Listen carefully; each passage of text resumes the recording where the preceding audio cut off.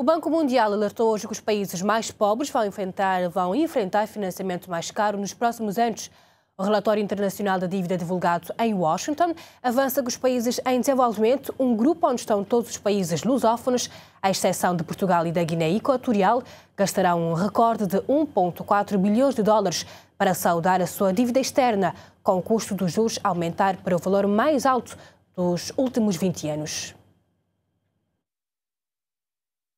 Os países mais pobres vão pagar juros mais altos do que antes da pandemia, no entender do Banco Mundial. A instituição financeira internacional revela que o serviço da dívida em 2023 custou 1,4 bilhões de dólares, o mais elevado em 2 décadas. O vice-presidente e economista-chefe do Banco Mundial, Indermit Gill, garante que as taxas de juros vão descer no futuro,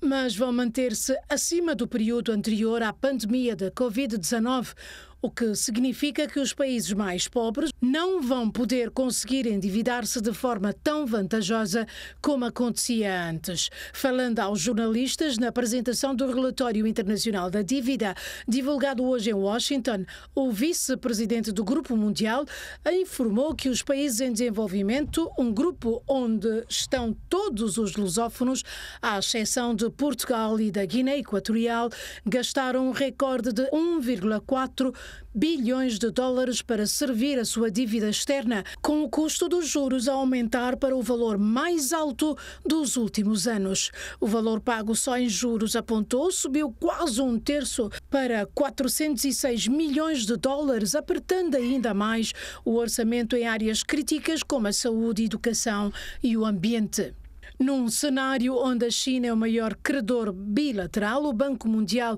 o maior multilateral e os detentores de títulos da dívida são o maior credor comercial, a situação da dívida é particularmente complicada para os países de baixo rendimento, que pagaram 96,2 mil milhões de dólares para servir a dívida só no ano passado. Os juros aumentaram para o valor mais alto de sempre, segundo o relatório, que também dá conta que a média dos pagamentos de juros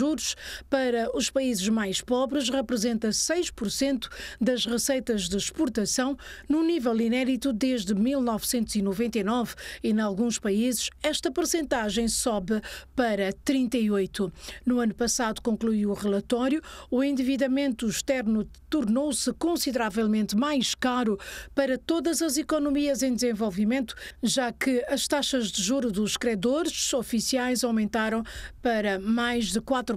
e as taxas cobradas pelos credores privados subiram mais de 1%, ou seja, para 6%, o que representa o valor mais alto dos últimos 15 anos.